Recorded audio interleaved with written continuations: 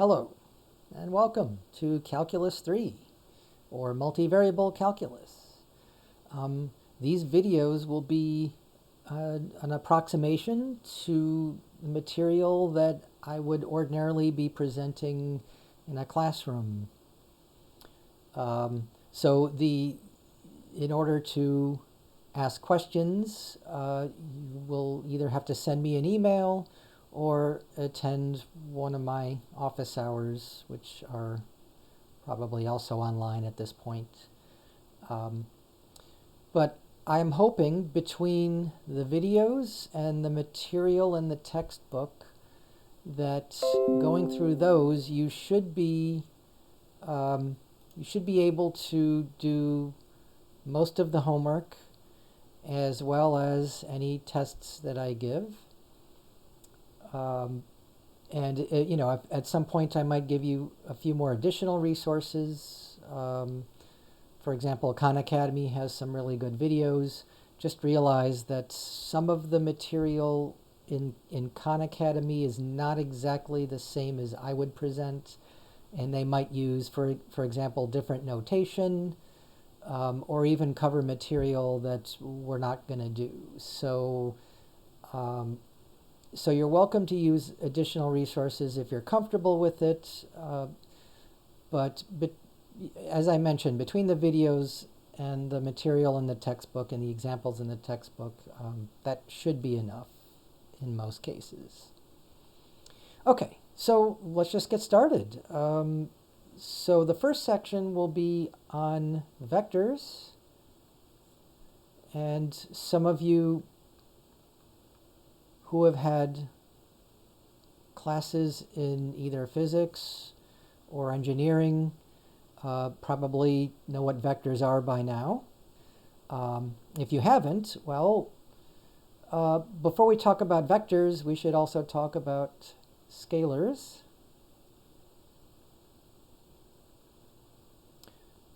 Right? So scalars are just numbers. Right? And usually real numbers, at least in this class, we're not going to be talking about imaginary numbers or complex numbers. So at least in this class, they are real numbers. Just realize that in other classes, for example, linear algebra, you might have to talk about complex numbers as well. But in general, they're just numbers, right? So quantities that can be represented by scalars, time, right? Time is just a number, whether it's in seconds or minutes or hours or days or years, doesn't matter, right? It's just different units of time. Things like mass, right? Measured in kilograms usually, is just a number. Temperature, of course, is just a number. So these are good examples of scalars. Vectors, to contrast with scalars, vectors are not just numbers, right? They are numbers, or they have, things usually have a magnitude, which is the number part, and a direction. Okay, so we usually don't think of time, mass, and temperature as having directions, which is why they're scalars. Right? So what quantities have direction?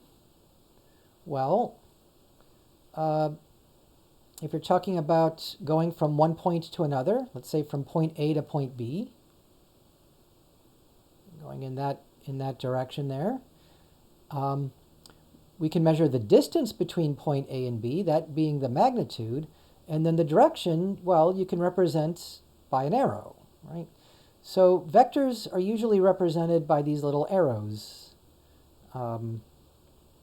indicating what direction you're traveling in, right? So we can't call this distance because distance would be the corresponding scalar. We can call it displacement, right? Right? It's a displacement from point A to point B, right? Also, more generally, if you just have some point being the origin, right, say just 0, 0, and you have another point where you want to describe the location of that point, say just point P, which might have coordinates x and y, then again, we represent that as an arrow from 0, 0. It's supposed to be a straight arrow. I'm trying to draw as straight as I can. All right. Close enough, right? So this would describe the position of point P. So displacement is from one point to another, or more generally, position. Right? And if you talk about the rate of change of position, you're talking about the velocity. So velocity is how fast you're traveling and in what direction. If you just want to talk about how fast you're traveling, 14 miles per hour, or 306 meters per second, then that's your speed, right? So speed is a scalar, velocity is the vector, right? And then the rate of change of velocity is called acceleration. Of course, to be a little confusing about it, if you want to talk about your change in speed, let's say you're increasing your speed from 10 miles per hour to 30 miles per hour, then you are accelerating.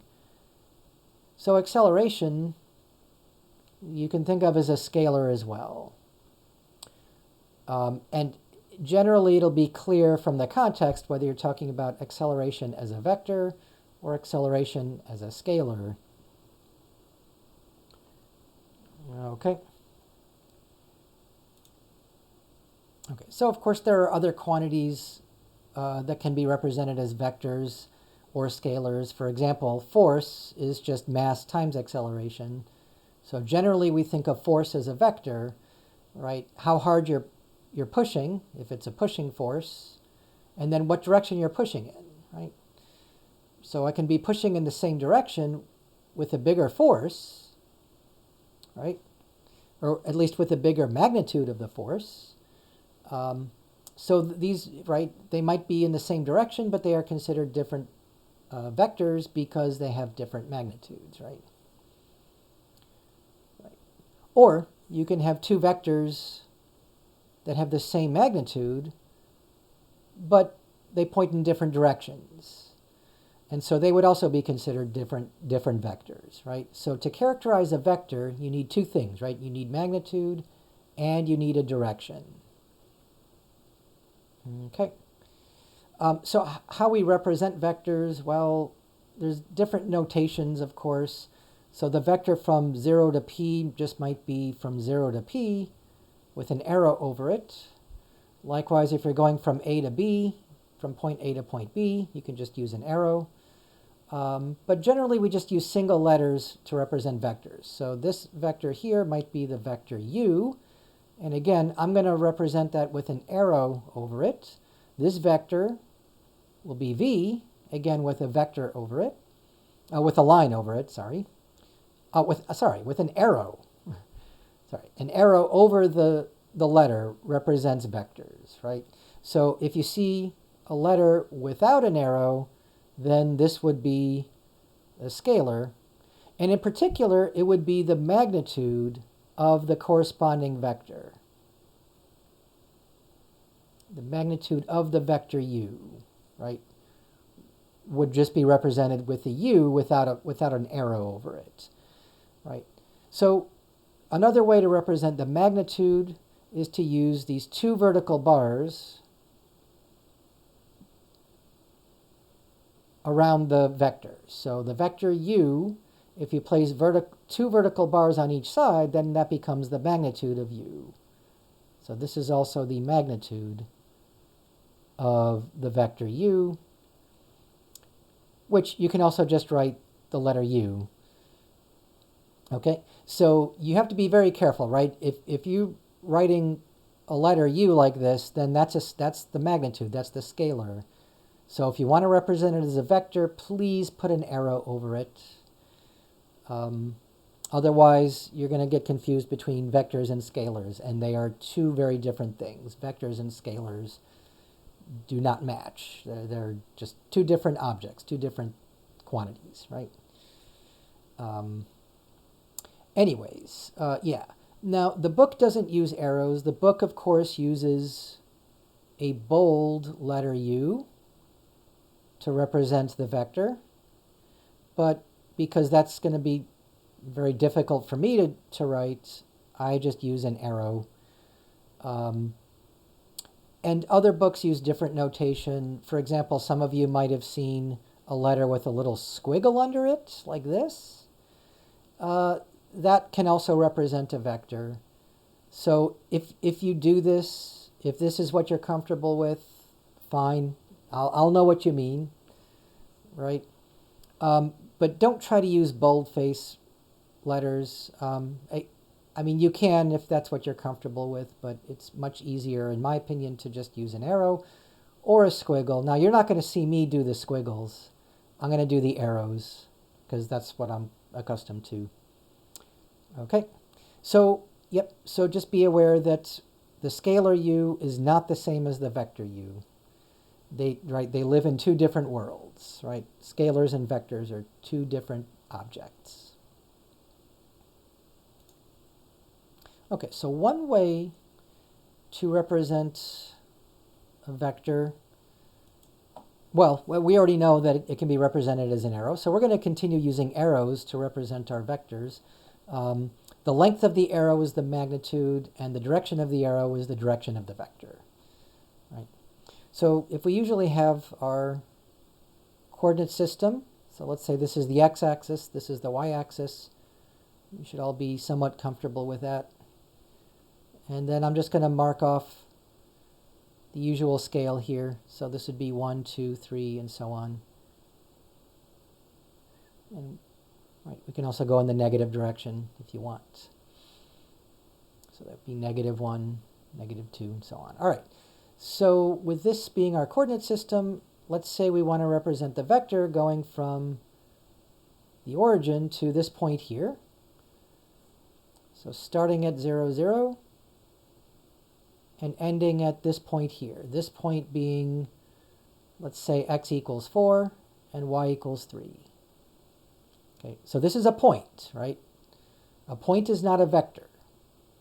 Okay, the vector is the arrow from the origin being this point here, right? Well, it's the letter O or the point 0, 0. Okay, so again, I'll use the letter U for this vector. And so we can think about this vector U as, again, just being geometrically, it's just being the arrow here, right? Or we can represent it by talking about the magnitude and the direction, right? So the magnitude is how long the arrow is.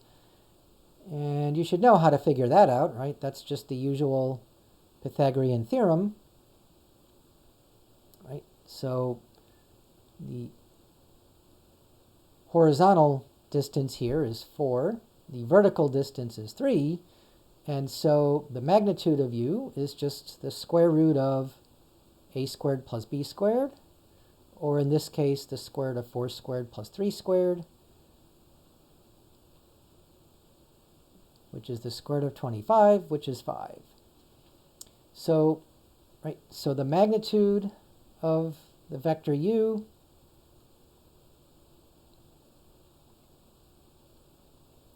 or just u is 5, right? So that's the magnitude of the vector u. Right. And again, it's 5 units, right? So this could be 5 centimeters, 5 inches, 5 feet, whatever units you're using. Okay, so that tells you the magnitude. What about the direction? Well, one way to indicate direction is just to indicate the angle, say, between the x-axis and the arrow. So let's give that a name. Let's call it theta. right? So theta is usually an angle, or the standard symbol for an angle, the Greek letter theta. So how can we determine this angle? Again, that's just trigonometry, right? So if you draw your triangle, pretend it's a right triangle, right? And now we know the hypotenuse has length 5. So you have many ways of calculating the angle here. I'm going to use opposite over adjacent, right? So that's tangent of theta. It's just 3/4. So that makes the angle theta the inverse tangent or arctangent of 3/4, right, which is approximately 36.9 degrees. Close enough. So up until now, usually you're used to using radians. So 36.9 degrees is also, just have to get out my calculator here, 0.6435 radians. But more often than not, I think we're going to use degrees. Of course, you should be comfortable going back and forth between degrees and radians. So I'm not going to review that from trigonometry. But generally, we're going to use degrees, I would think, slightly more often than radians. And of course, if you're taking physics or statics or some engineering course, then you're probably going to be using degrees more often there as well. Okay, so this vector u is characterized by the direction theta, again with the positive x-axis, the usual usual 0 degrees for the positive x-axis. Let's try that again. Right, so that's your standard angle, and then the magnitude is just the length of the arrow, which is 5. Another word for magnitude is norm of a vector. Norm is slightly more general than magnitude, but at least in this class, they are interchangeable. So if you see the word norm, N-O-R-M, then treat that as just the magnitude of the vector. Okay, so if a vector is characterized by its magnitude and direction, and that's all it is, then if I draw a different arrow, let's say from point, I don't want this to be to scale. So let's say this is the point 5, 7. That's the starting point, right? So that'll be my point A. And then it ends at point B, which is the point 9, 10. So x equals 9, y equals 10. Right? So notice that the arrow from A to B appears to be in the same direction as the arrow from 0 to P, right? And does it have the same magnitude? Well, again, just draw your little right triangle here. And you can get the horizontal distance by just subtracting the coordinates, right? So this is going to be 9 minus 5, which is 4. And then the vertical distance is 10 minus 7,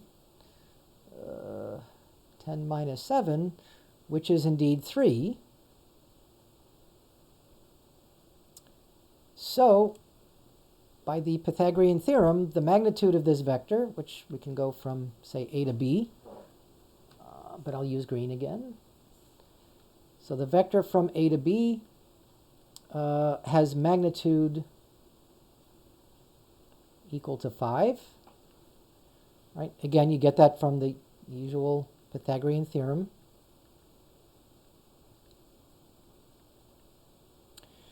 And if you find the angle, well, you'll see it's still the arctangent of 3/4, which is still 36.9 degrees. So it has the same magnitude and same direction. And so it's the same vector, right? We might as well just call it u.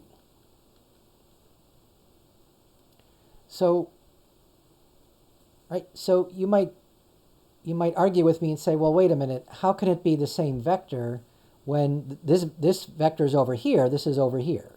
They're not in the same place. So that's kind of the whole point. It doesn't matter where the vector is. You can take that same vector and just slide it any way you want. As long as you maintain the same direction and the same magnitude, it's considered the same vector wherever you draw it. Okay?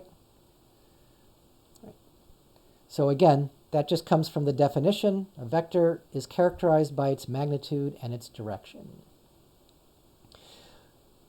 Now that said, depending on what applications you're using vectors for, they may not be equivalent, right? And just to bring up a quick example from statics, let's say I have two supports over here, and then I have a beam lying between the two supports like this, right? So if I take a weight and place it over here, that's going to push down on the support, right? On the other hand, and so we can think of that as a vector, right? So weight is a force, and it can be treated as a vector, in this case just pointing down. But if I take that same vector, that same weight, and I move it over here, well, right, it's the same vector, however, it doesn't have the same effect, right? Because now your beam might be deflected a little bit because we're pushing down. Depending on the strength of the beam, that could bend it, right? So obviously where this weight is will have an influence on the deflection of the beam, for example. So yes, in some cases, even though it's considered the same vector, right, obviously the position of the vector will greatly determine, well, the consequences of, force and weight and deflection and strain and stress and all those engineering concepts. So I'm not going to talk too much about that. That, again, is for an engineering course. But since these concepts of vectors and scalars have direct applications to physics and engineering, I will occasionally mention them. But for the most part, in this class, we can move vectors anywhere we want, and it's the same vector. Right? It might not have the same effect in a particular application, but we're typically not going to be concerned about that here.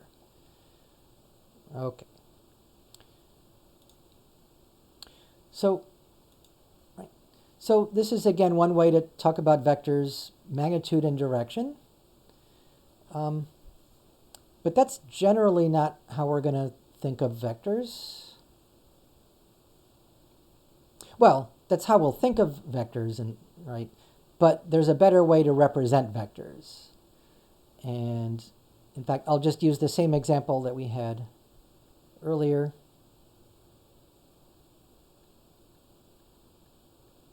And in fact, we might have a couple examples here. So, right, so we had 4 and 3 as being the vertical and horizontal distance. So here's the vector u again. And before we characterized it by its magnitude, right, which is just 5. And then the angle, which was exactly the inverse tangent or arctangent of 3 over 4, or 36.9 degrees, yeah, approximately. On the other hand, we can also think about the vector as just having the x-coordinate here being 4 and the y-coordinate being 3. Right? So, sure, the vector starts at 0 and ends at this point P. The point has coordinates 4 and 3. But a point is not a vector, right? A point is just a location. You have a point in space. A point does not have a direction, right? And in fact, I wouldn't say it has a magnitude either. It's just a point. Its magnitude would be 0. And its direction doesn't even make sense to talk about a direction, right? Could be any direction. So a point, right, is not the same as a vector. However, if you want to talk about that point as being the endpoint or the terminal point of a vector,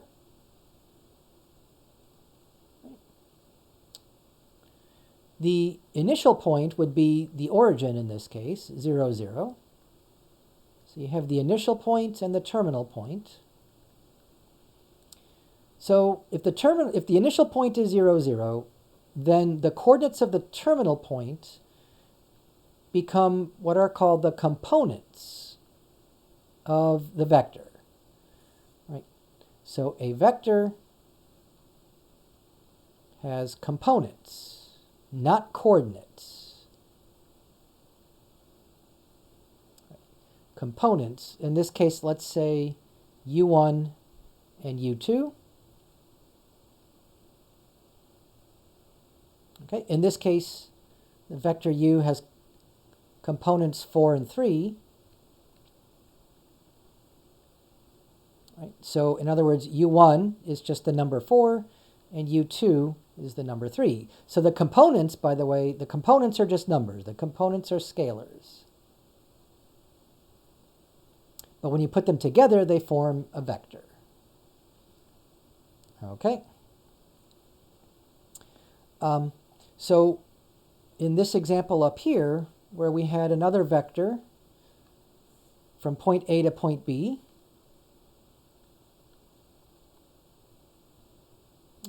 I think that's about right. And this was 5, 7 and 9, 10. So 5, 7 is the initial point, and 9, 10 is the terminal point.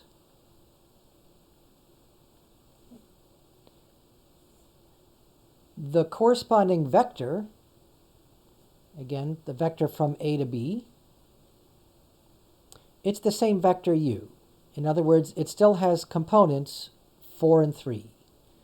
And you can get those just by subtracting the coordinates, right? So 9 minus 5 for the x component, or the first component, and 10 minus 7 for the second component.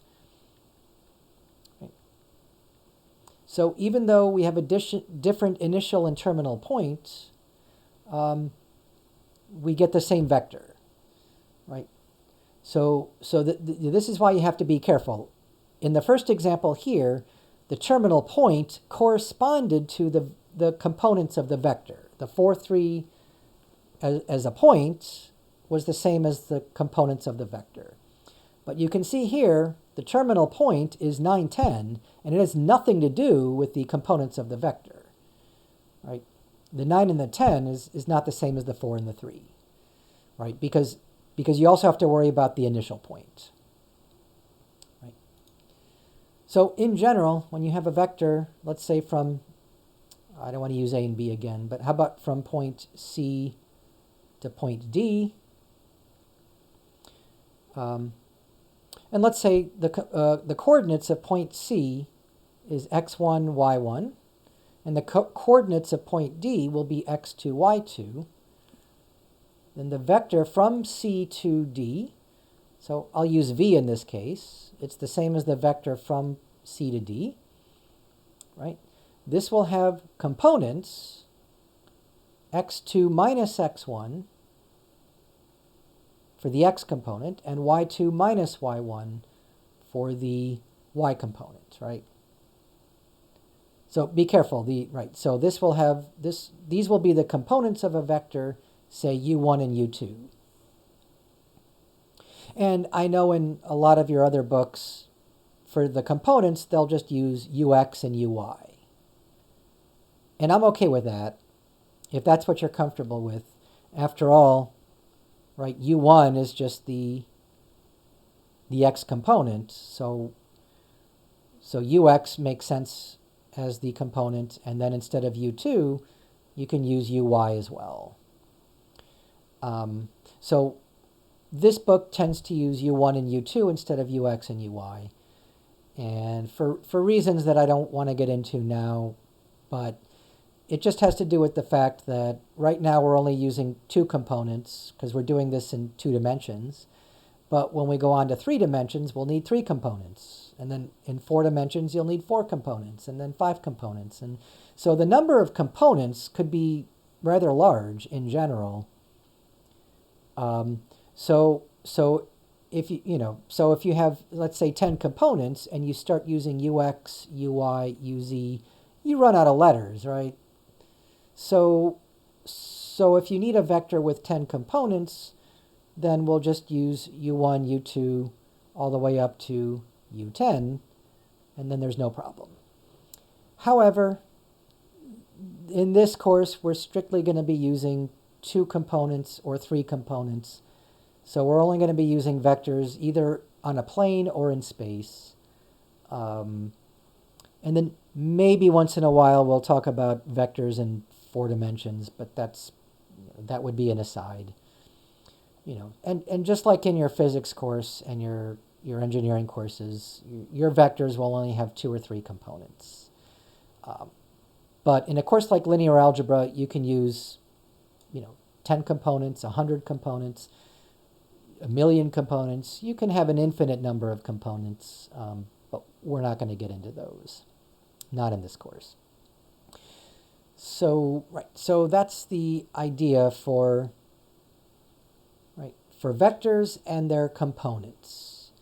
And you should also know, of course, how to go from components to the magnitude and the direction that we talked about earlier, right? So the magnitude is a distance, a length, and the direction will be an angle. So I'll just mention that very quickly. Okay, so let's say this is your vector. Let's try this. So this is my vector u, and let's suppose it has components u1 and u2. And so this would be my u1 down here, and it's a little sloppy, but this would be my u2 up here. And that's supposed to be a y for the y-axis. But it also has an angle, theta, and the magnitude is u without the arrow over it. Okay. So, of course, this being a right triangle, you just use usual trigonometry here. If you know the angle and the magnitude, you can get the component just by taking the magnitude of u times the cosine of theta. And for the second component, or the y component, you take the magnitude times the sine of theta. Okay. So that's how to go from magnitude and angle to the components. Let's suppose you know the components, u1 and u2. How do you get the magnitude? I'll write it both ways for now. Again, that's just the hypotenuse is the magnitude. So that's the Pythagorean Theorem, the square root of u1 squared plus u2 squared. And then how do you get the angle? So that's generally by tangents. Tangent is going to be u2 divided by u1, right? Or uy over ux. Now notice I did not write this as the angle directly. I did not say that the theta is the inverse tangent or arctangent of u2 over u1. You have to be careful writing it this way, because this may or may not be true, depending on what quadrant your vector is in, right?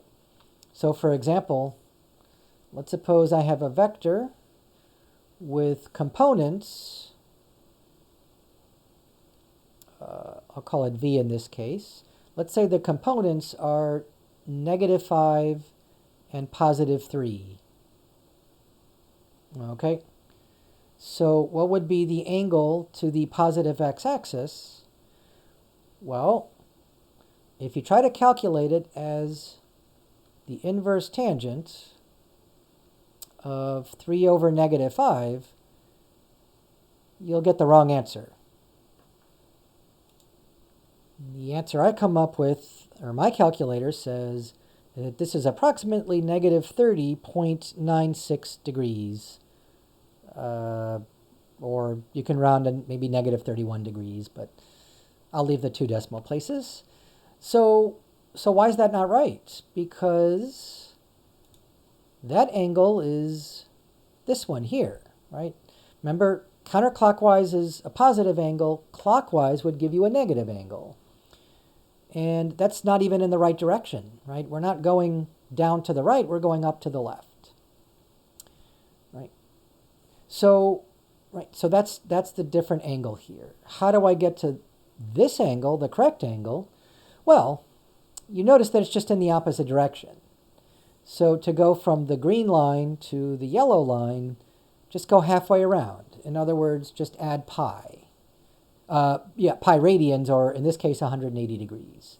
So this angle here will be the negative 30.96 degrees plus 180 degrees. And that's going to give me 149.04 degrees.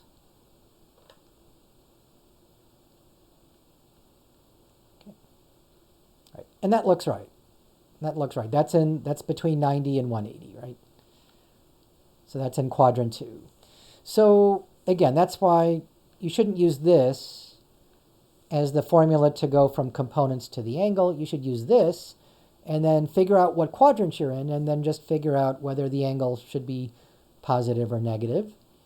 And in fact, if we always want to go in the positive direction, right? So if we always want to go counterclockwise, then you might have to add 360 degrees, for example. Right. So if theta, we want always to be between 0 degrees and let's say 360 degrees, then you have to, you can't have negative angles then, right? So then you either add 180 or 360, depending on what quadrant you're in. Okay, so again, these are the formulas that convert from components to magnitude and direction as an angle, and then these are the formulas that convert from magnitude and angle to components. And yeah, that's just trigonometry. Okay, so we have 2 vectors, u and v, and we're going to say that those 2 vectors are equal, right? So 2 vectors are equal, and we can just write vector u equals vector v if, so we already talked about this, if they have the same magnitude and direction, right? So again, 2 vectors are equal if they point in the same direction and have the same magnitude, regardless of where they're located, so they can slide any which way. Or there's another way to think of 2 vectors being equal. Suppose vector u has components u1 and u2, and vector v has components v1 and v2. Then the 2 vectors are equal if the components are equal, that u1 is equal to v1 and u2 has to equal v2. Make sense? So yeah, if they have the same components, then they're the same vector as well. Okay, and there's a special vector called the 0 vector.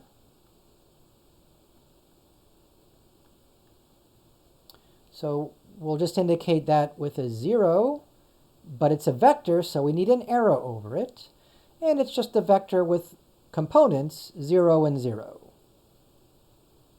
Okay. Right, so it's a vector. It's not a number, right? Don't get confused with just the number 0, right? This is a scalar, and this thing is a vector. They cannot be equal. Okay. Right. For one thing, the 0 vector has 2 components, or it could have 3 components. We'll talk about that soon. Right, but it is a vector. Now, how do you represent the 0 vector? Well, it's basically just a point. So, right, The origin is the point with coordinates 0, 0, right? So this is a point. This is not a vector. But you can also think of this as a vector with components 0, 0. Right? So that would be the 0 vector. Right? So the 0 vector, you can easily check what the magnitude of the 0 vector is. By the Pythagorean theorem, it's 0 squared plus 0 squared, which is the square root of 0, which is 0. So no surprise that the magnitude of the 0 vector is the 0 scalar. Okay. Then you might ask, well, okay, if that's the magnitude, what's the angle? Right? What angle does the 0 vector have? There is no angle, right? It's undefined. Right. So yeah. So in that sense, you have to be careful about, we characterize vectors as magnitude and direction, but we can't really define them very carefully that way because the 0 vector doesn't seem to have a direction. If you try to use the definition, right, the tangent of theta is, u2 over u1. Well, here, both u1 and u2 are 0. So you get 0 divided by 0, which is anything, right? It's not a number, right? It's indeterminate. Could be anything. I'm not going to be able to squeeze that in there. So it's undefined, right? Indeterminate. So you can say that the 0 vector can point in any direction you want. It seems weird, but there's nothing wrong with that. Okay, so that's the 0 vector. And then we also have another concept called unit vector. So here's the definition. U, let's say, well, okay, so let's say U has components u1 and u2. So this will be called a unit vector.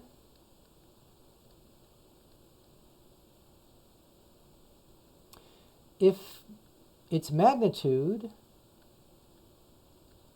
is equal to 1. Right? In other words, when you draw the arrow, the length of the arrow is 1. And it could be 1 unit, 1 centimeter, 1 inch, 1 mile, 1 kilometer, right? Whatever unit it is, it's just 1 unit in length. Okay? So what that means is, in terms of the definition, this is the square root of, u1 squared plus u2 squared. So if that's equal to 1, you can square both sides. And 1 squared is, right, it's still 1. So this is what characterizes a unit vector, is that the sum of the squares of the components has to be 1. Okay. Now, the direction, of course, could vary. You can have the same unit vector, but in a different direction. Right. So they'll all have different angles, but they will all have magnitude 1, or length 1, or norm 1.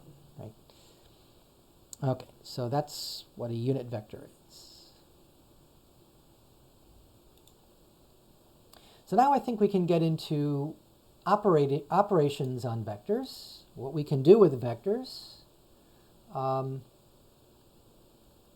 Well, it turns out that we can add them. So we have the idea of vector addition. And of course, we can also subtract them. So vector subtraction. And there is a way to multiply vectors. Well, actually, there's many ways to multiply vectors, but we're not going to talk about that just yet. So we can add 2 vectors. So we have 2 vectors, u and v, right? And we can take their sum, u plus v. We can take their difference. Right? We can take u minus v. We'll talk about that in a bit. But you can also multiply a vector times a scalar. So we'll call this scalar multiplication. Right. So we're not multiplying u times v. In fact, that's not really defined yet. There's many ways of doing that. But you can multiply a vector times a number. So let's say c is just a number or scalar.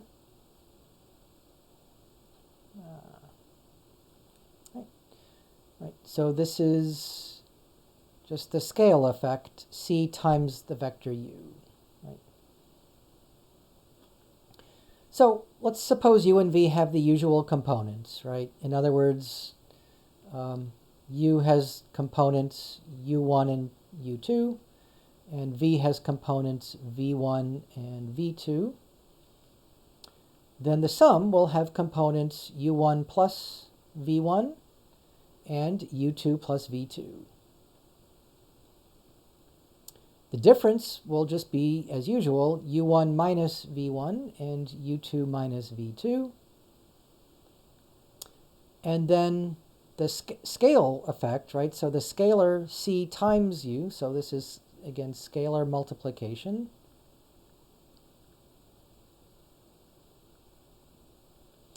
Right, we'll just have components c times u1, supposed to be 1, and c times u2. Okay.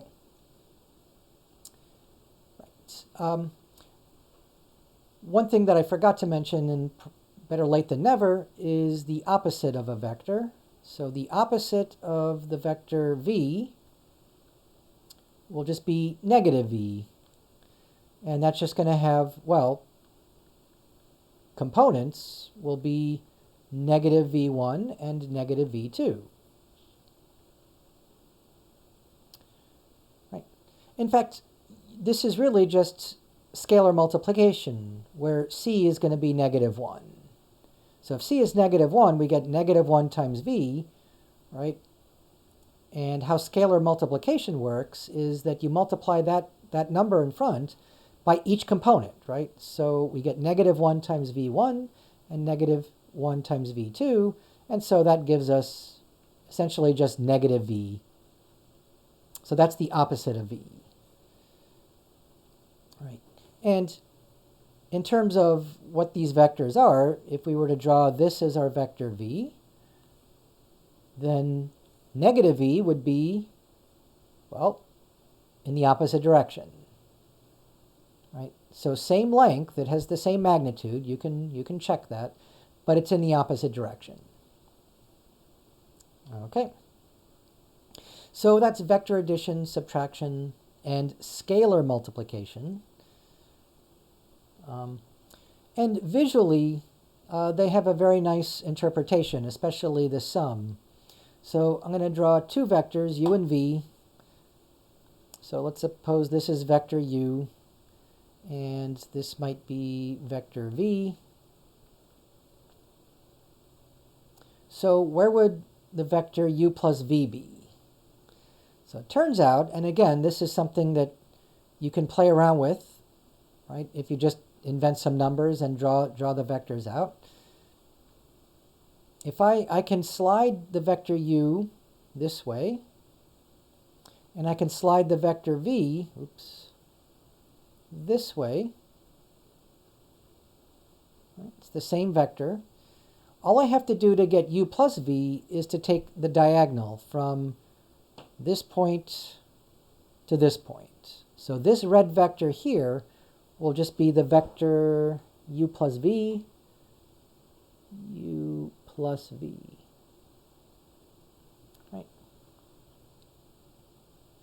So where would u minus v be? Well, let me try to draw the same vectors here.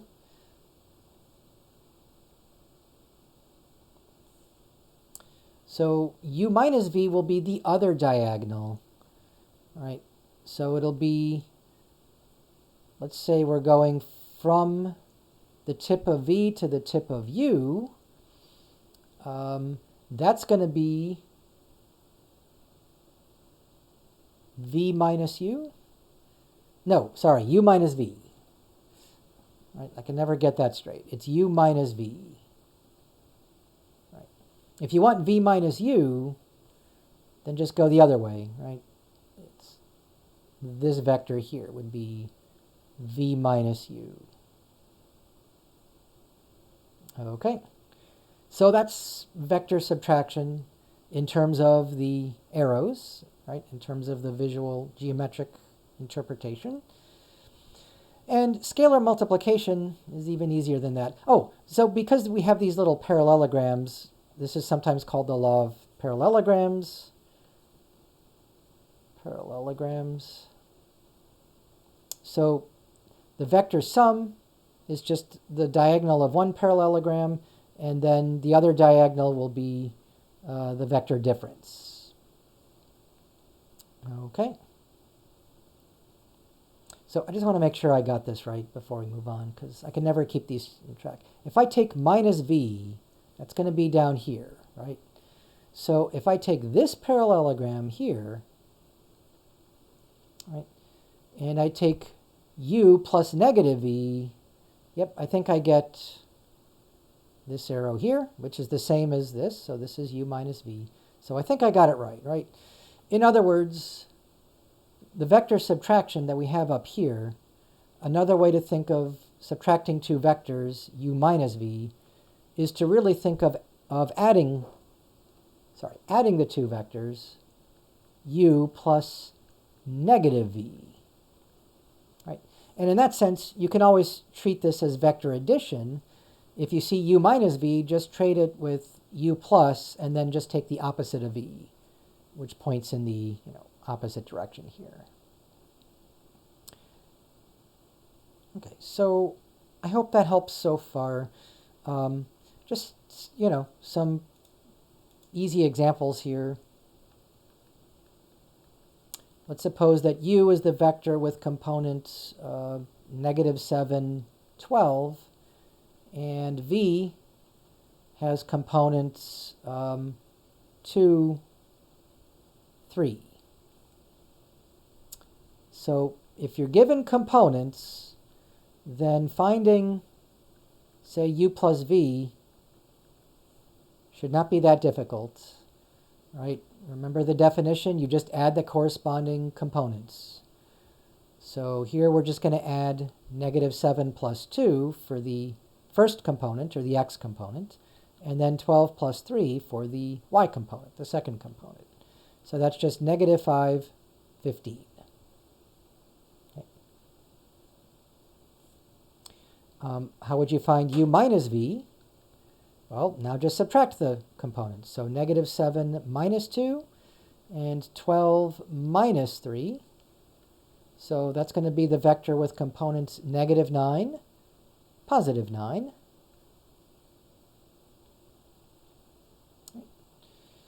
And let's suppose we want -5 times u.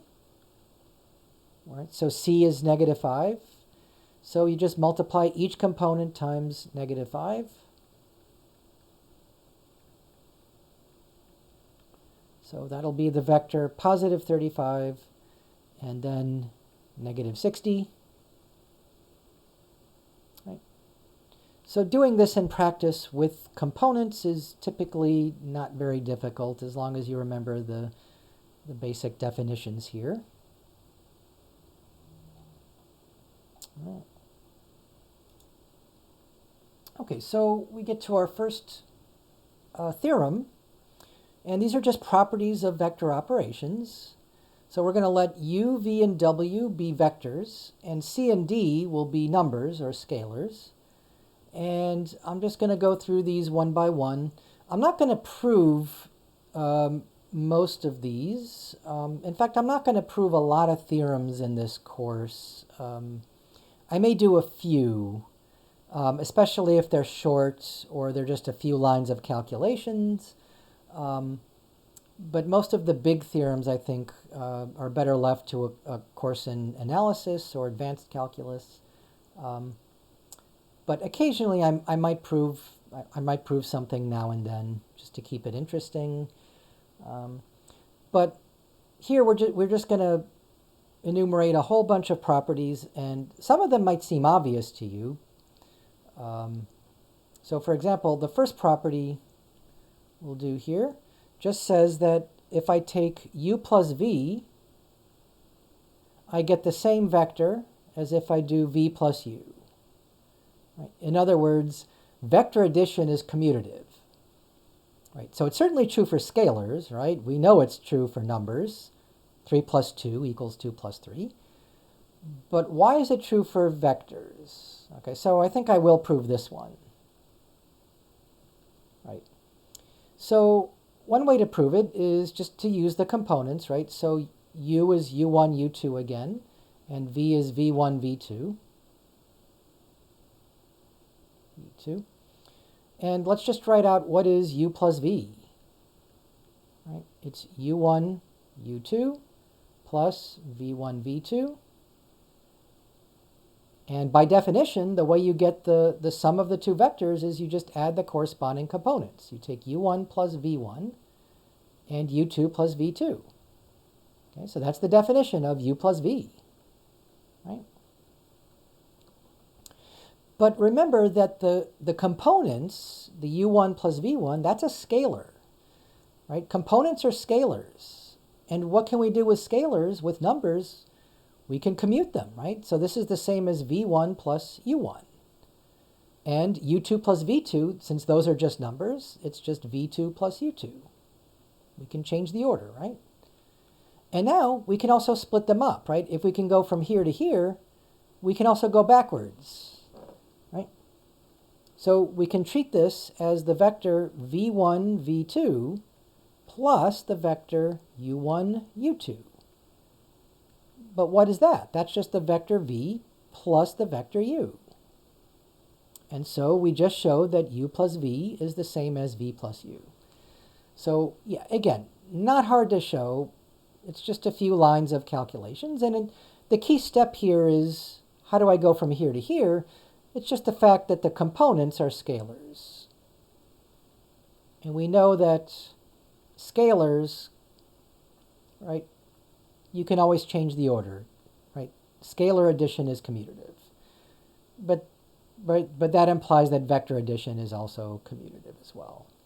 So that's why that works there. All right, so I think the rest I'll just write down and we won't prove. So the second property, right, and there's a bunch of them here. The second one is that vector addition is also associative. And what that means is I can take u plus v first as a vector, and then I can add that to the vector w, some different vector. Or I can take the vector u and add to that the vector v plus w. Sorry, just vector v plus vector w. Okay, so again, this is certainly true for numbers, for scalars, right? And it's going to be true for vectors as well. And if you go through the proof, it's very similar to this. It's just a lot more, disentangling the components, which are just scalars, right? Okay. Number 3 should be pretty obvious. If I take any vector u and I add the 0 vector to it, I just get the vector u. Right? So adding 0 to anything doesn't affect it, doesn't change the vector, right? The fourth one, also pretty obvious. If I take the vector u and I add the opposite of u, right, the negative of u, then I get the 0 vector. Right? And again, one way to think of that is, remember, when you add the opposite, you're just subtracting the vectors. So this is really just saying that u minus u is the 0 vector. Okay? So again, seems kind of obvious, right? All right, the fifth property, this is where we bring in the two numbers, the c and the d here. Remember, c and d are just numbers. So if I take the number d times the vector u, and then I take that vector and I multiply by c, well, I could have just multiplied c times d first, and then multiplied that times u. In other words, the scalars act associatively here. Okay. And they also act distributively. If I take the number c plus d and I multiply by u, I could just as easily take c times u plus d times u. Right? And it also works over vector addition. If I take u plus v, right, remember u plus v is a vector, and if I multiply that vector times a number, c, I could also just multiply c times u and d times u, and then just add those two vectors together, and you get the same thing. Okay. And finally, number 8. Actually, there's two parts to number 8. Part A just says that if I take the number 1 and multiply by a vector u, I just get the vector u. So multiplying by 1 doesn't do anything. It leaves the vector the same, right? Part B just says that if I take the 0 as a number and I multiply by the vector u, that gives me 0 as a vector, the 0 vector now, right? Okay, so these are the 8 properties in this theorem. And I don't want to really get too deep into this, but some books don't, well, if you take linear algebra, you might recognize these as the axioms of a vector space. Okay, so these are not things that you prove. These are things that we assume. Right. So a vector space is just a space of vectors. It's a space where vectors live, right? So what we really proved here was not that this, right, that this property holds. We proved it specifically for vectors that live in the plane, right, that live in the xy plane. So the xy plane, right, it's just the usual x and y axes here, right? Another way to represent the xy plane is to think of it as the real numbers times itself, or r squared. So if you ever see this notation with a bold r with an exponent, that exponent just tells you the number of dimensions. So this is a two-dimensional space, or two-dimensional plane, right? So R3 then, or R cubed, will be three-dimensional space, right? And that's as far as we go in this course. Of course, you can talk about four-dimensional spaces, you know, infinitely many dimensional spaces, but that's not for us to do here. Okay, so yeah, I want to make that clear. That's a 3.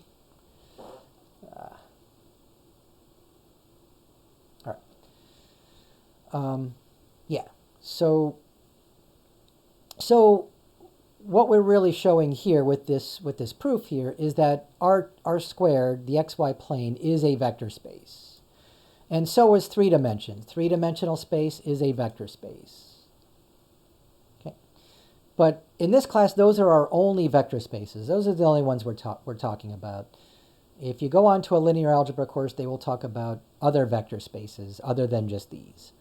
But these are the typical ones. These are the ones that we can visualize very easily. It's kind of difficult to visualize, 10-dimensional vector spaces, even though they turn out to be kind of useful in some cases. Right? It's not one that you can visualize geometrically like you can with 2 or 3 dimensions. You just draw arrows as vectors, right? Okay, so that's our first theorem. Again, we didn't prove any of these, and in fact, what you would do in a linear algebra class is prove that these spaces here, the 2-dimensional plane and the 3-dimensional space, are vector spaces. So we're just going to assume that here. Okay, so another property, and this might come in handy in some cases. We're going to let V be a vector and C be a scalar. Okay, so in that case, if I want to take the magnitude of the vector C times V, remember, right, this is a number times a vector, and I take the magnitude of that vector, what I get is the absolute value of C times the magnitude of V. Okay, so this is one I'm going to prove. because it's just a few lines here. And the way we're going to prove it is, well, remember what V is. V is just a vector, so it has components V1 and V2. In fact, we can add a third component. So this applies not just to vectors in the plane, but to vectors in space as well. Right? So if that's the case, then first let's calculate C times V. And there's really nothing to calculate. This is just by definition. This is CV1, CV2. So those are the components of the vector C times V.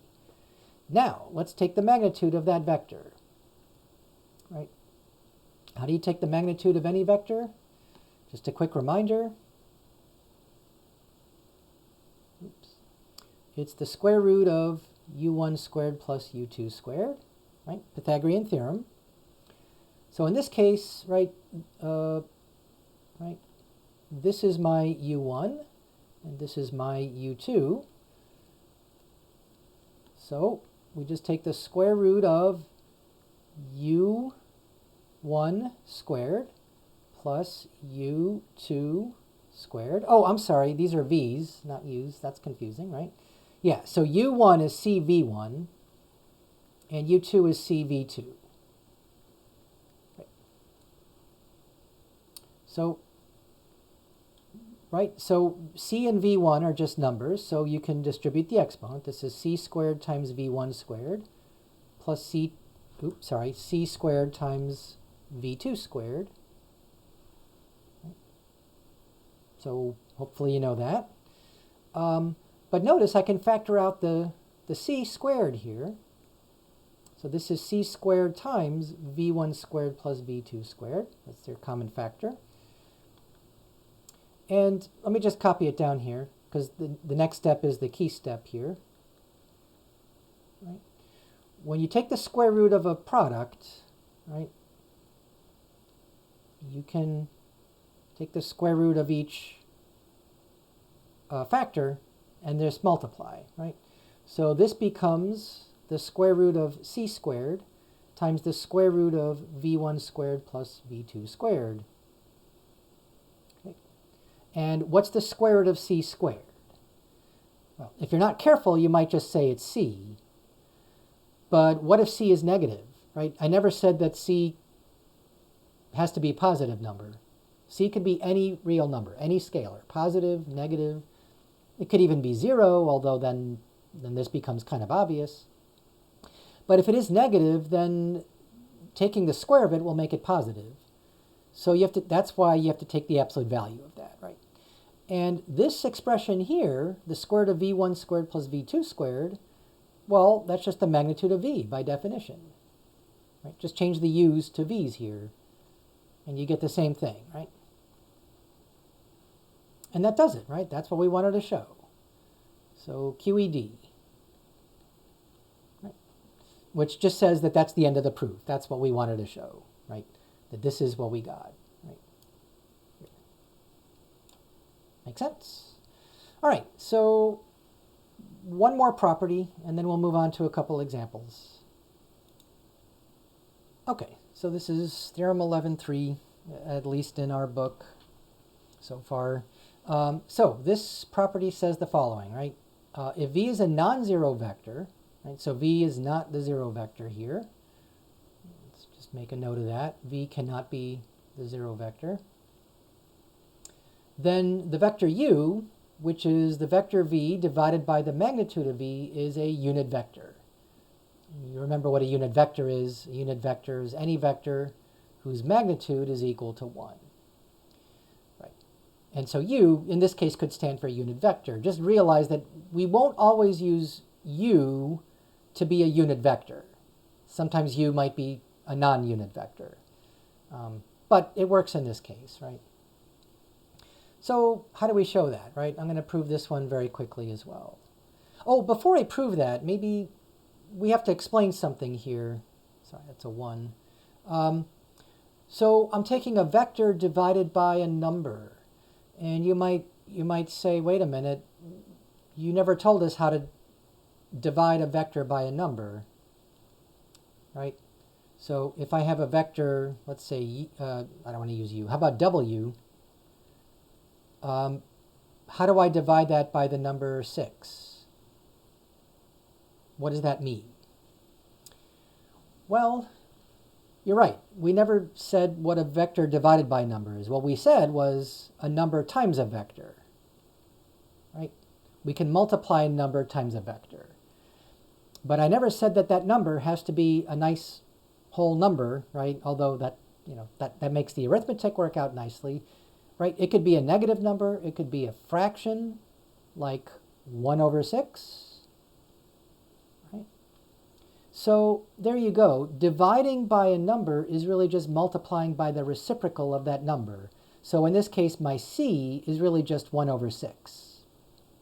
So dividing a vector by a number is really just multiplying a vector times a number. It just happens to be the reciprocal of that number. That's all.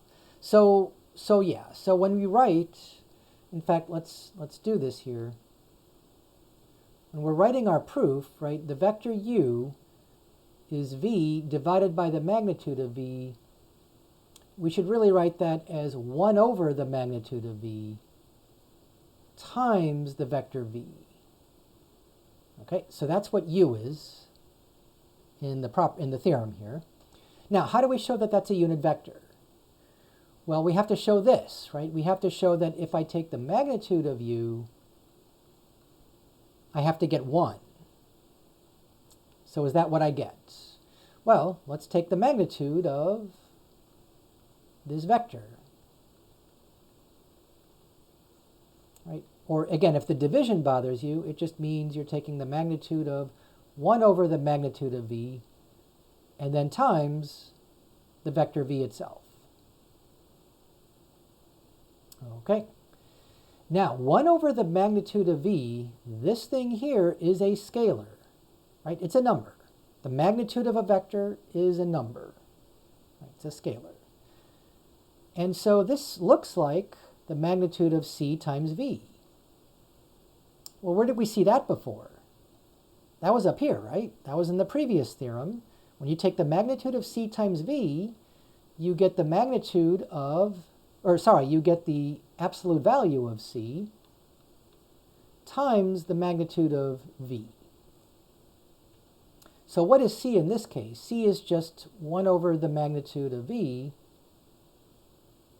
in absolute value times the magnitude of v.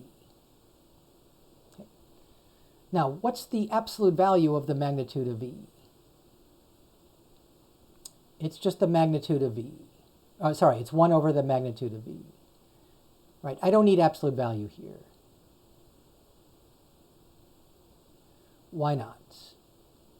Well, maybe we didn't mention this yet, but the magnitude of any vector has to be non-negative. It has to be greater than or equal to 0. Why is that? Well, remember the definition. The magnitude of w is just the square root of w1² plus w2², but it's a square root. Square roots are, by their nature, non-negative. Right? If you take the square root of 9, you're never going to get -3, you're going to get +3, right? So yes, so since these are positive, the absolute value of a positive number, right, the absolute value of 9 will, well, maybe I should use 3 here. The absolute value of 3 will just be 3. So that's why I don't need the absolute values. These are not necessary because what's inside here is already positive, or at least non-negative, right? Well, we know it can't be 0 either, right? That was, yeah, the vector v is not the 0 vector.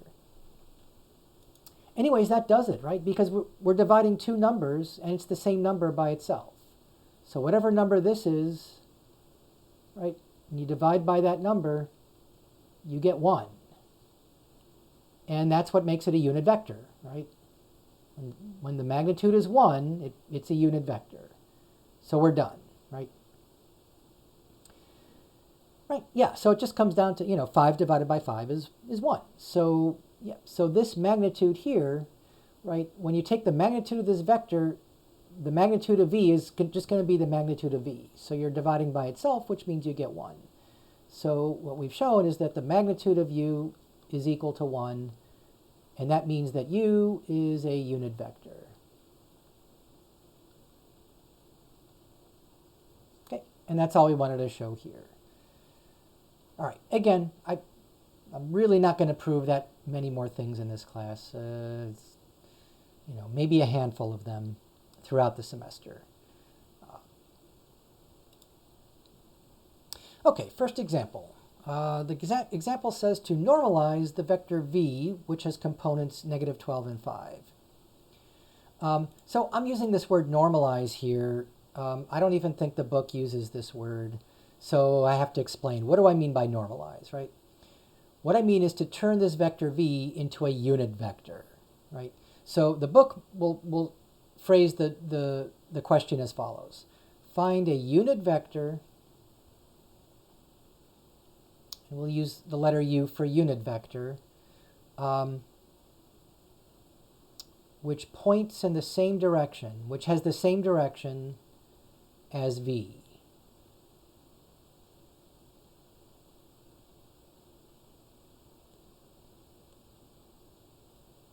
Right. So if this is my vector v, and let's say its magnitude is, I don't know, 7, then u is going to point in the same direction, but it's going to have a magnitude of just 1. Okay. So essentially we're just taking the vector and scaling it back, right? Of course, if the vector v has magnitude that's less than 1, then u is actually going to increase the length of it. Right. So yeah, we want a vector u that points in the same direction as v, but we want to change the magnitude. We want to make the magnitude equal to 1. Okay. So that's what normalize means. Make the magnitude equal to 1. Make it a unit vector. Okay, so how do I do that? So we're going to take a cue from this property up here. Notice that if v is a non-zero vector, and clearly this is a non-zero vector down here, right? The components are not both zeros. Then u, is the unit vector, is just the vector divided by its magnitude. So this should not be a hard problem. To find u, all we really need to do is take the vector v, right, and divide by the magnitude of v. So how do we find the magnitude of v? Usual way, right? Pythagorean theorem, right? We just take v1 squared plus v2 squared, and then take the square root of that. So this is the square root of positive 144 plus 25, right? You're squaring a negative, so it's positive. And that's the square root of 169, which comes out to a very nice number, right? This is a perfect square. So square root of 169 is just 13. So the magnitude of v is just the number 13. So we take our vector v and divide by 13, which, if you're uncomfortable with that, just think of it as multiplying the vector v times 1 over 13. And that has the effect of multiplying each component by 1 over 13. So we get negative 12 over 13 and 5 over 13. And those are the components of our vector, right? So this is our vector. This is our answer. So it is a unit vector. Maybe if you don't believe me, you should check that. Check that if I take the magnitude of u, I get 1. And it has the same direction as v. How do I know that?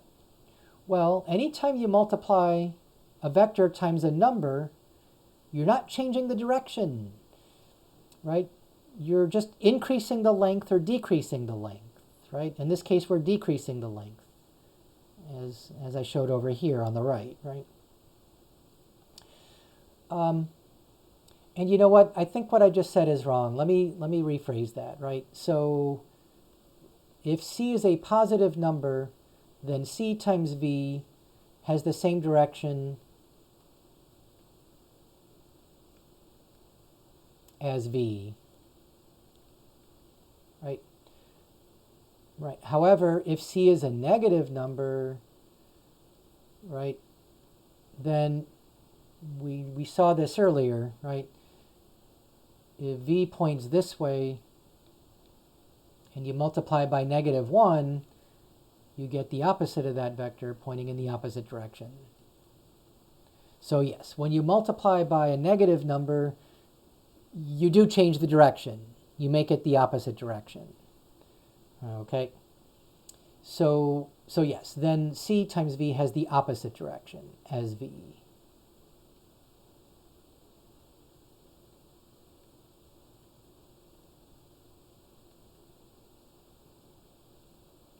Okay. So yeah, so if you multiply a vector times a negative number, you change the direction, you make it the opposite direction. If you multiply by a positive number, you get the same direction. And if you multiply by 0, well, then you just get the 0 vector, which doesn't have a direction at all. So we'll leave it at that, right? Okay.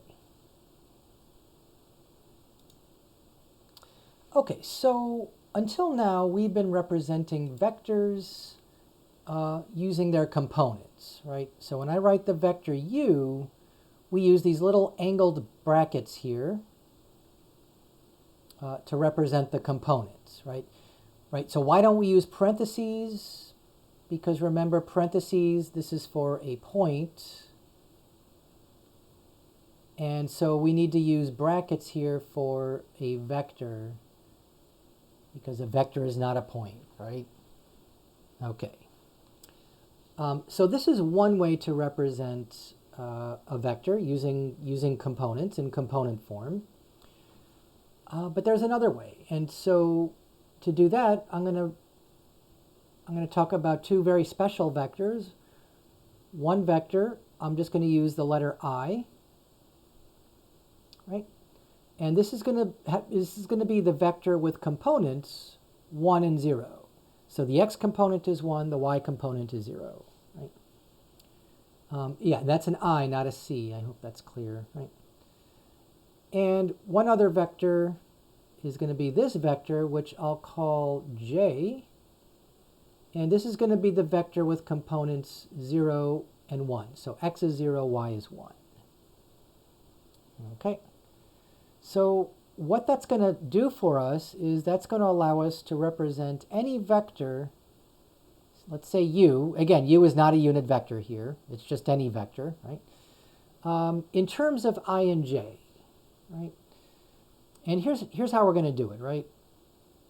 u1 is just this coordinate here, right? The x coordinate, if you take the vector u and just drag it straight down to the x-axis, right? Then u1 is just the number that corresponds to the x coordinate here. But notice I can take the scalar u1 and multiply that by the vector I. So what's the result of that? I take this vector I and I make it this units long, this many units long, ui units long, right? So this purple vector here is just the vector u1 times I. And I can do the same thing in the j direction, right? So this component here will just be u2 as a number, but if I want to make it a vector, I just have to multiply it times j. Right? So this vector here is u2 times the vector j. Right? Which means, by the rule of parallelograms, right, this is a parallelogram. I mean, it's a rectangle, but a rectangle is a special parallelogram, that the vector u is really just the sum of these two vectors. It's the sum of u1 times I plus u2 times j. Okay. So, yep. So another way to represent the vector u, instead of using these angled brackets here, is just to say u1 times the vector I plus u2 times the vector j. Right. And you can check that I and j both have magnitude 1. Right? So if I take the magnitude of I, you can check this yourself, you get 1. If I take the magnitude of j, you get 1. Which means I and j are unit vectors. These are both unit vectors. And again, u is definitely not a unit vector. The length of u is much bigger than 1, right? So yeah. So again, two different ways to represent a vector here. And I'm going to go back and forth, right? You really should get used to both notations here, right? So just realize that these mean exactly the same thing. Whether I write it as, let's say, a vector v, I can write it with components v1 and v2 inside these angled brackets here. Or I can write it as v1 times I plus v2 times j. And it's the same thing. Okay? It's just, in some cases, this way might be more convenient. In other problems, this way might be more convenient. So it just depends. And, you can go back and forth, right? Because it's the same, it represents the same thing. It represents the same vector.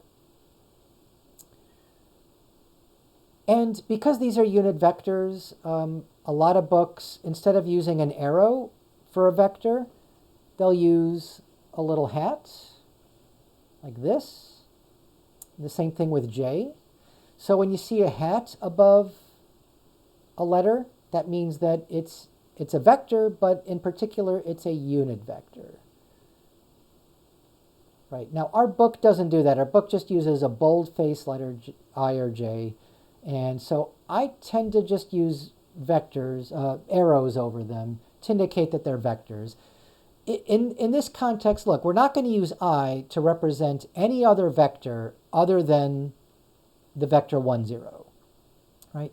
If you're using I to represent the vector, 7, 4, you probably should use a different letter. Don't use I, right? Use the letter U or V or W or some other letter. Okay?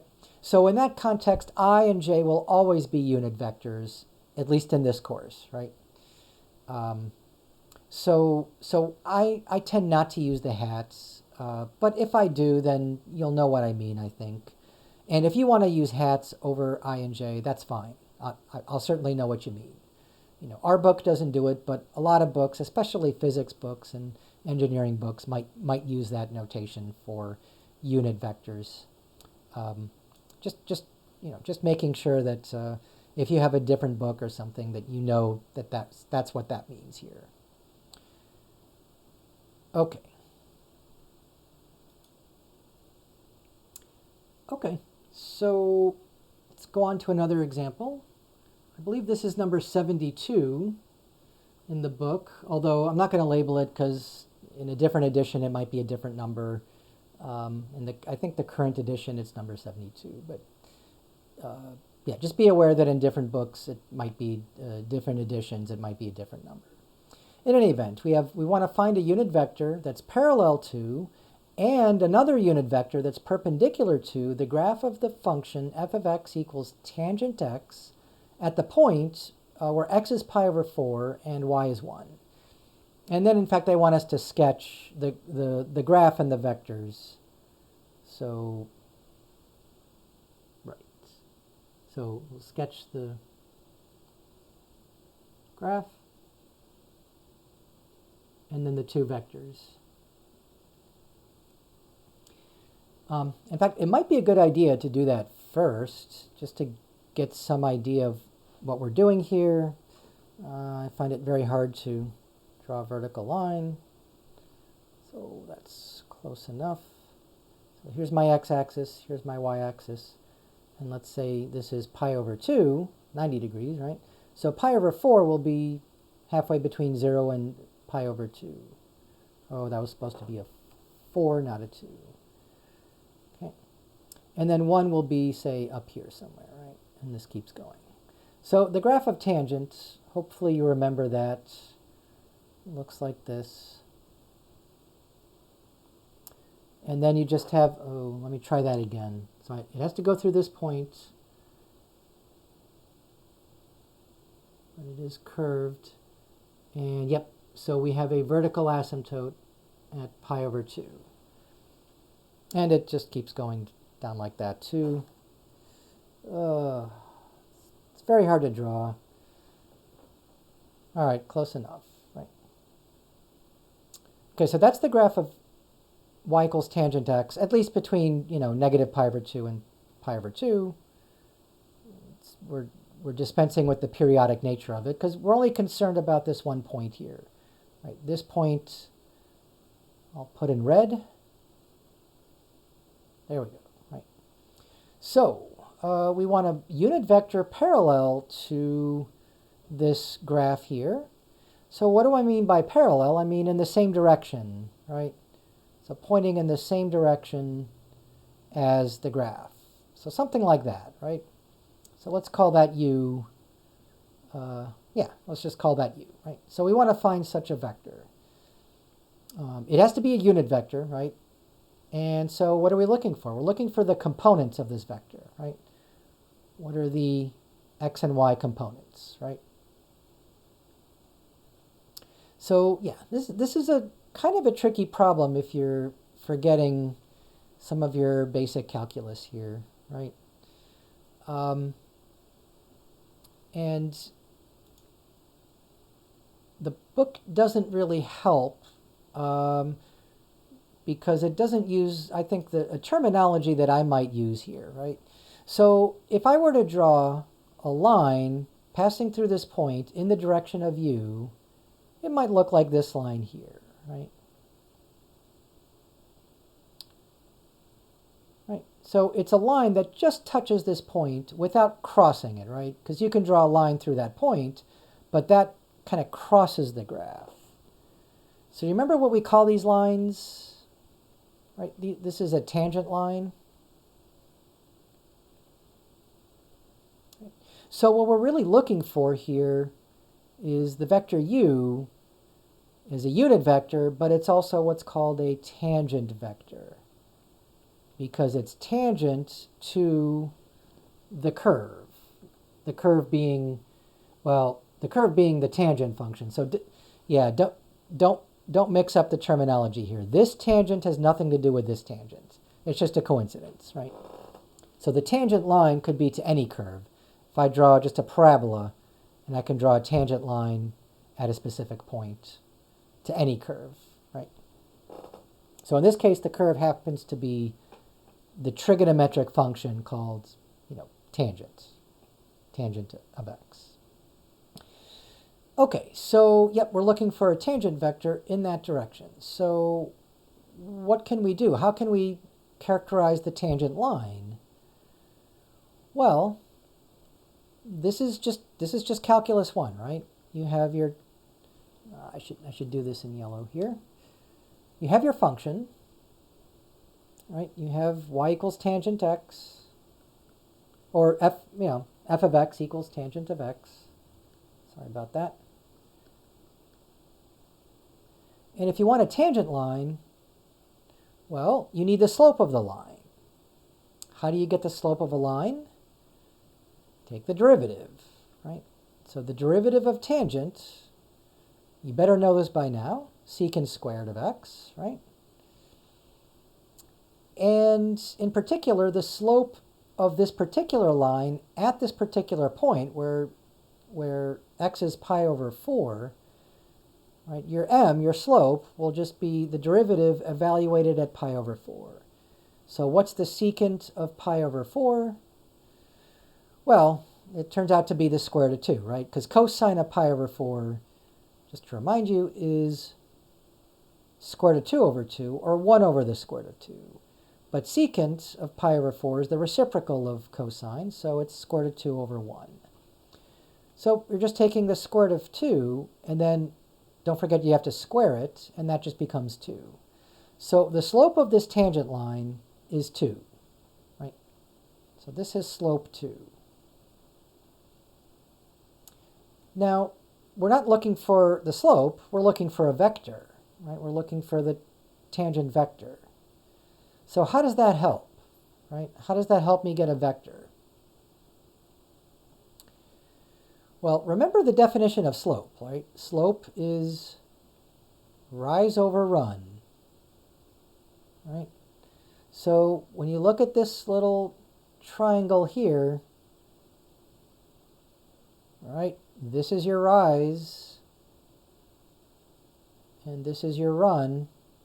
So we might as well call the run 1 and the rise 2, because that's the slope, right? 2 over 1. Right, so think about what I did here, right? I just made a vector with components 1 and 2, right? So, yep, this red vector here, right, is the same as this red vector here. This is our vector u.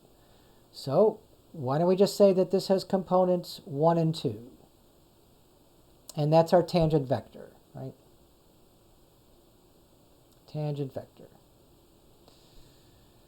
However, that's not the answer they want, right? Remember, they also want this to be a unit vector. And this is not a unit vector. How do I know that?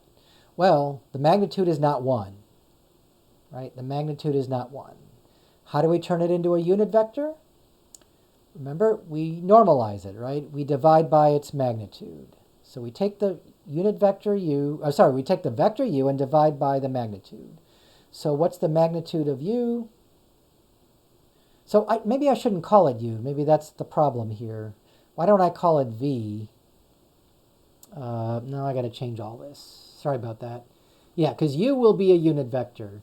So we should really call this vector v here. And so this is also v up here. Okay. So, and v is not a unit vector. But to make it a unit vector, u, you just take v divided by the magnitude of v. And what's the magnitude of v? Well, Pythagorean Theorem, right? The square root of 1 squared plus 2 squared, which is the square root of 5. So it's just going to be v divided by the square root of 5. Right. Now it should be a unit vector. So let's go down here. So v divided by the square root of 5. But we might want to rewrite that, right? After all, the components of the vector v were just 1 and 2. So we really need to divide both. We need to divide both components by the square root of 5.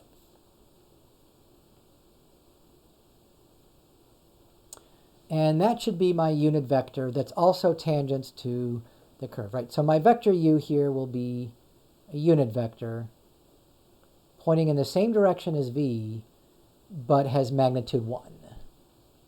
So the answer to part A, not vector A, part A, the unit vector u, and that's tangent to the graph, right? That's parallel to the graph, is the vector with components 1 over square root of 5 and 2 over square root of 5. And please don't think that you have to rationalize the denominator here. I am perfectly happy with accepting irrational denominators. A long time ago in your algebra classes, they say never leave a square root in the denominator. The reason for that is just to put it, in a standard form. To standardize it. But, you know perfectly well how to do that. If you had to do that, right, you just do this, right? So, of course, I'm not going to be picky about that. I would accept either one of these. But here's another way to do it, right? Now that, if you remember the unit vectors I and j, you can also write this as 1 over the square root of 5 times the vector I, plus 2 over the square root of 5 times the vector j. Oh, I used a hat. Sorry. I mean, yeah, you could use a hat, but just to be consistent, I'll keep it as a vector. Okay, so any one of these is a perfectly good answer to part A. What about part B, right? What if we want a vector perpendicular to this vector? So it turns out we have two choices here, and because this graph is getting very sloppy, let's see, can I erase some of this stuff here? I don't even know what that was. Awfully sloppy here. Okay, that's a little better. Yeah, so what choice should we use for perpendicular to this vector? Well, I can use this vector, or I can use this vector. Right, so there's actually two options here. Doesn't matter to me. I think I'm going to use this one here. Right. So what vector is this, right? So we can't call it u anymore, and we can't call it v, so I guess I'm left with, how about w? Good enough. So what is this vector w here? So there's a couple ways of doing this. One way is to say, well, look, right, my vector v had components 1 and 2, right? So 2 going north and 1 going east, right? So now I want a vector w perpendicular to that. I'm going to call it capital W. And you can't tell, can you? It looks the same. So capital W will have what components? Well, in this case, we're doing the opposite, right? We're going 2 units to the left, so that's -2, and only 1 unit going up, so that's +1. So the x component will be -2, and the y component will be +1. So all I did was I switched the components. I put the 2 in front and then the 1. So 2 comes first and then 1. And then you make one of them negative. Right? Which one did I make negative here? I made the 2 negative. But it turns out it wouldn't matter. If you made it -1, you would end up with this vector, which has components +2, -1. And that was the other option, right? So you could have done it either way. In my case, this would be -w instead of +w. Right? They're both perpendicular to v. Right? They're both perpendicular to v, so it doesn't matter which one you choose. Okay. However, right, it still has to be a unit vector. So how do we normalize this vector?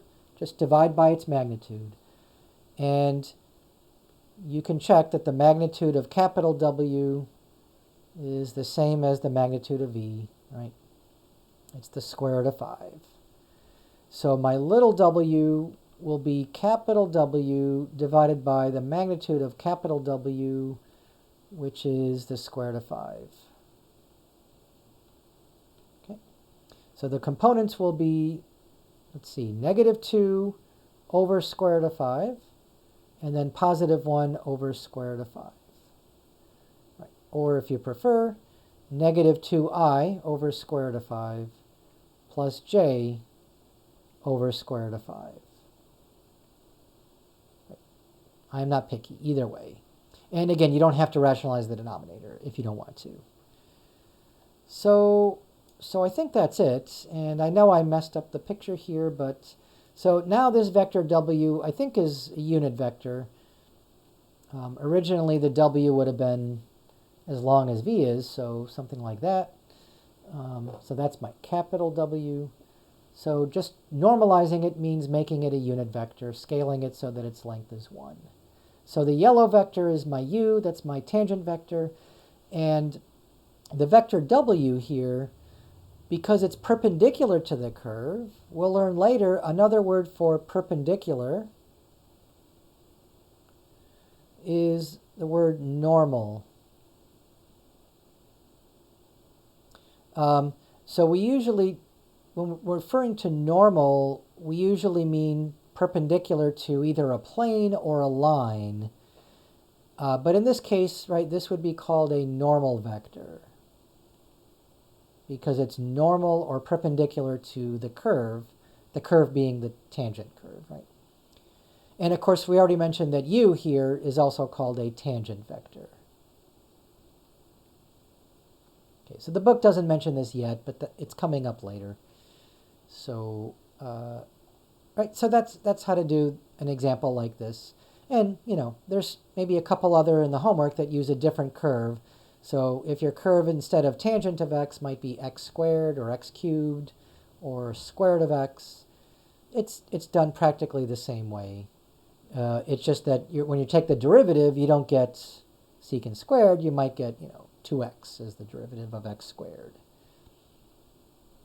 Right. So I hope that helps. Okay, well, I can't promise, but I'm going to try to make these videos a bit shorter than than this one. On the other hand, I also want to at least get to one of the more complicated examples. So yeah, most of my videos I think will be a little bit shorter, but this being the first one, I just want to make sure I cover enough of the material so that when you do the homework, that you can do the more difficult ones, and this at least might give you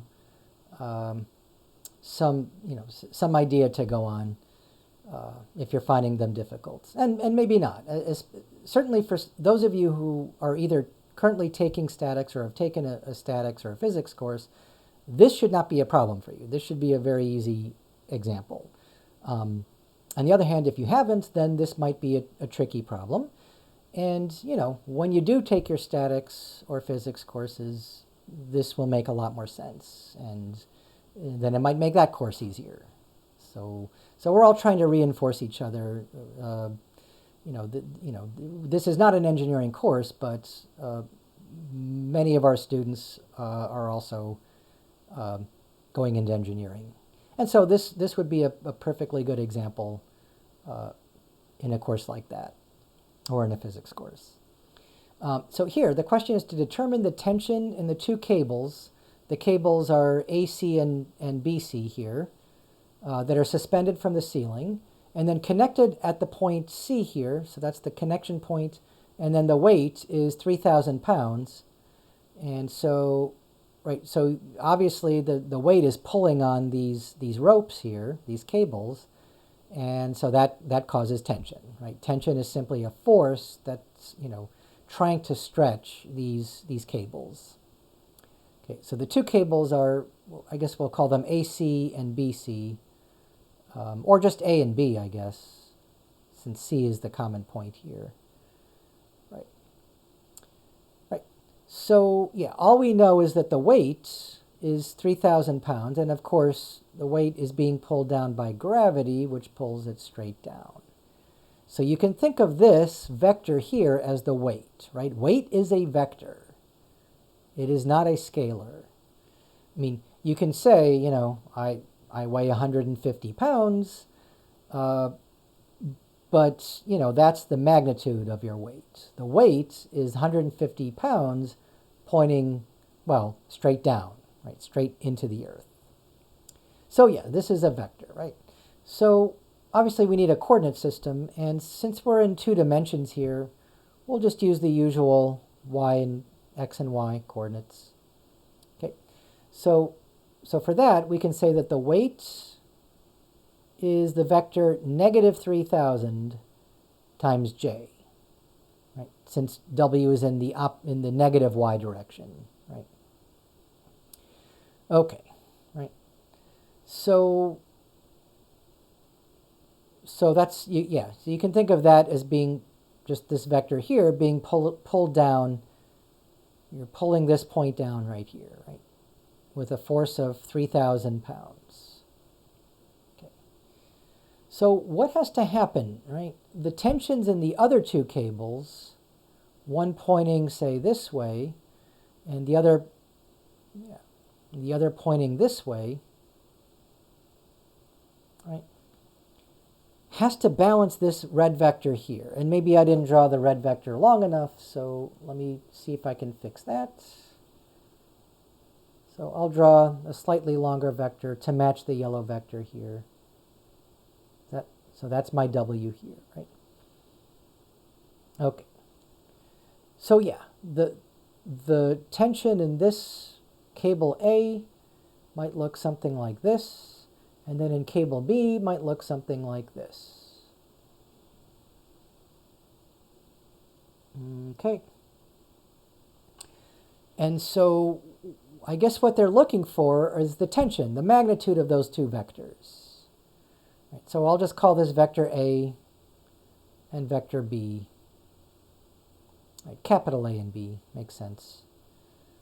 Right. So what has to be true about these two vectors? They have to balance out.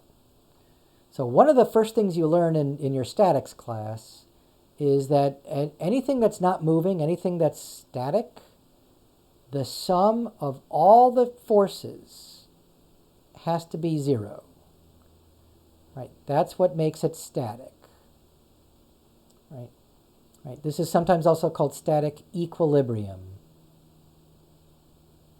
Right? So as long as the cables are strong enough so that nothing snaps or breaks, the picture will just stay there, right? The weight's not going to move. The cables are not going to swing back and forth, right? So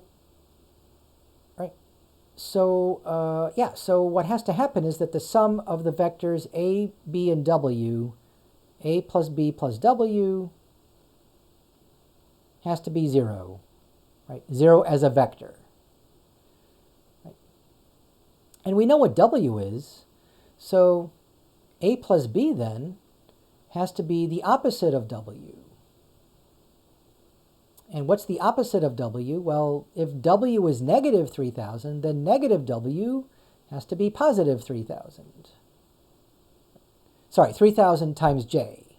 3,000 is a scalar. 3,000 times J is the vector we want here, right? Okay. Right. So we get a vector equation. A plus B is just the vector 3,000 times J. And in fact, we can draw that vector here.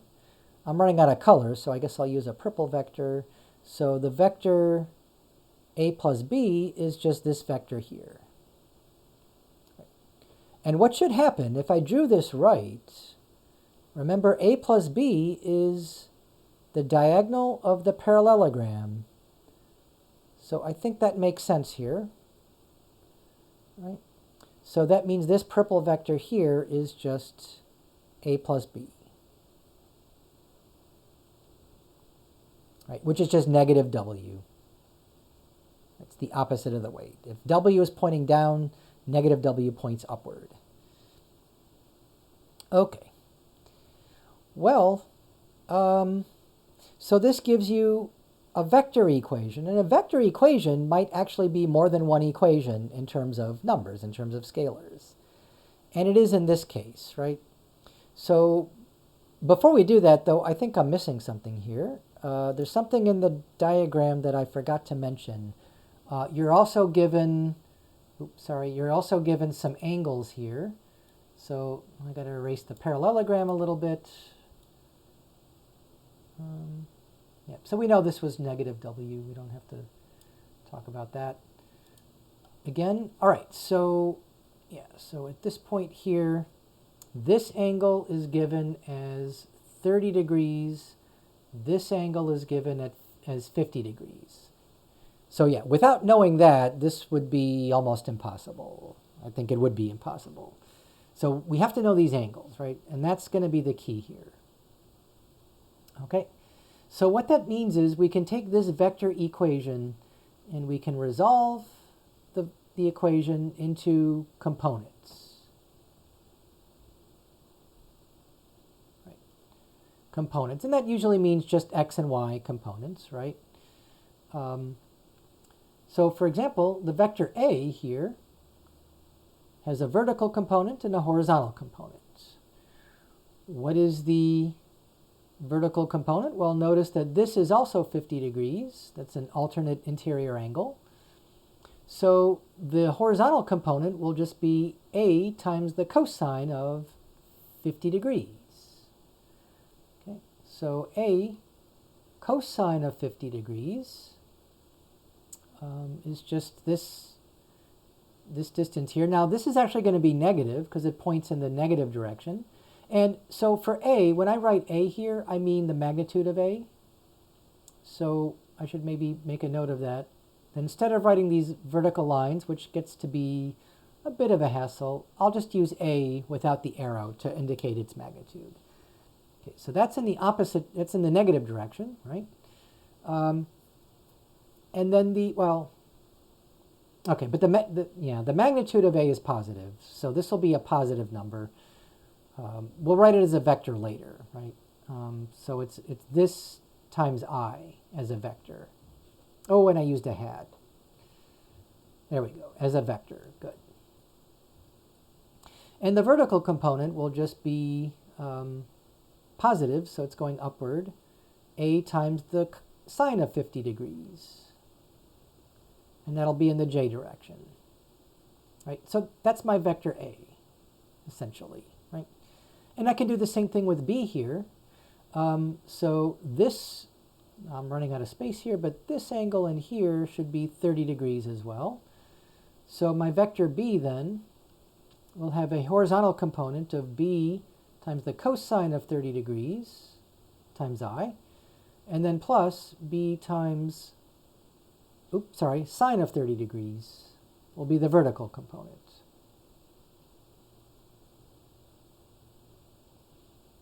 Okay, so that's the vector A and B in component form. And now what's A plus B? So A plus B, right, is just the sum of the components. Right? So the I component will just be negative A cosine of 50 degrees plus B times the cosine of 30 degrees times the vector I, right? And then the J component, the Y component, will be A times the sine of 50 degrees plus B times the sine of 30 degrees, all times the J component, right? And what do we know about this vector? Right? It's up here in the little box. A plus B equals 3000J. So this is equal to 3000 times J. Now, incidentally, of course, what's the I component? If it's going straight up or down, it has no X component, right? So we can think of this as 0 times I plus 3000 times J. But remember, 0 times anything is 0, and so 0 plus 3000J is just 3000J. But I'm putting the 0I in here basically to match this, right? We want to match the components on the left with the components on the right. Okay, so that's our next step, right? That's how we resolve these into components. We're going to write the X component, right? This component here has to match this component here. How do I know that? Well, see, this equal sign means the vectors are equal. When two vectors are equal, their components are equal. Remember that from earlier? So let's just write down the two components.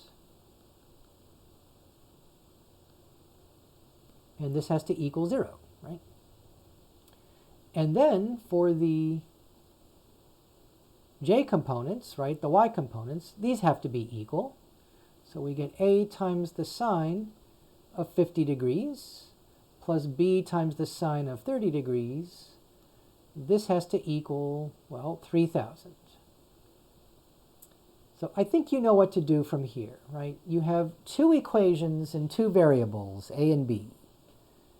So you just solve that system of equations. Now, some of you, right, especially if you've already had, your physics or science courses, you probably already approximated the cosine of 50 degrees and the sine of 50 degrees. You just run to your calculator. The point is, though, that you should be able to do this exactly at this point. But in the end, you're just going to approximate anyway, right? A and B will just be some forces, some tension in pounds, and, we'll round to, say, 2 decimal places. Okay. But, like I said, you could do this exactly. Right? For one thing, you can use the method of substitution here, right? We can solve for A. A turns out to be B times the cosine of 30 degrees divided by this cosine of 50 degrees, whatever that is, right? It's just some number. And then when you plug that into the second equation, you get B times the cosine of 30 degrees times the sine of 50 degrees divided by the cosine of 50 degrees plus b times the sine of 30 degrees, that has to equal 3,000. And so factoring out a b here, oh, and sine divided by cosine is tangent, so this is actually going to be cosine of 30 degrees times the tangent of 50 degrees plus the sine of 30 degrees. And all that equals 3,000. So b is equal to 3,000 divided by whatever number this is.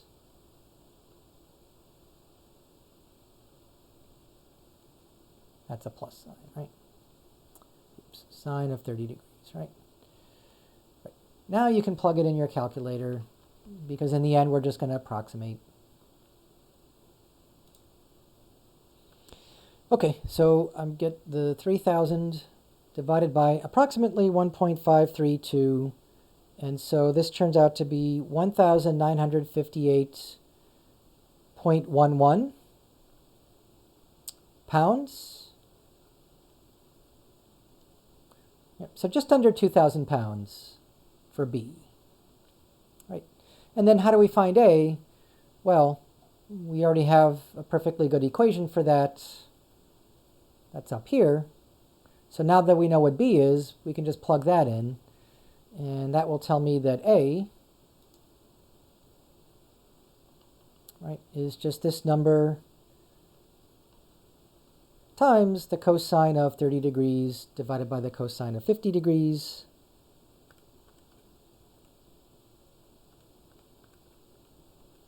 Which I get to be 1.3473. So that's going to be, when you multiply it out, about 2,638.15 pounds. Yeah. Yeah. And your results may vary. If you get 2638.17 pounds or 12, you know, if you're off by a few hundredths of a pound, I'm not going to worry about that. But having done this, again, just how good these, you know, how far you round, of course, will tell you how precise you want to be here. But if you leave the sines and cosines till the end, like I did here, then you can get it to be as precise as you want. If you round, let's say, the cosine of 30 degrees to, I'm forgetting what it is, 0.8 something. So if you just round it to, say, 0.8, then, you know, your answers might get some round-off error. And so, yeah, so we could have done this exactly here. We could have gotten A exactly as well, but in the end, I think these are the answers that the book wants. So these are the tensions, right? Yeah, tension is a force, but in this case, they wanted the scalar. If you want A and B as vectors, you can go back, of course, and then write them as vectors, right? Because now that you know what A and B are as scalars, you can get the corresponding vectors. But they just wanted the scalars. At least that's what the answer has, right? So determine the tension. Yep, they just wanted the scalar tension, not the vectors here. So I hope that helps, and you know, that should be good enough. I think I did some of the more complicated examples. I'm hoping some of the easier ones you can get through fairly quickly. But that's it for the first video and the first section.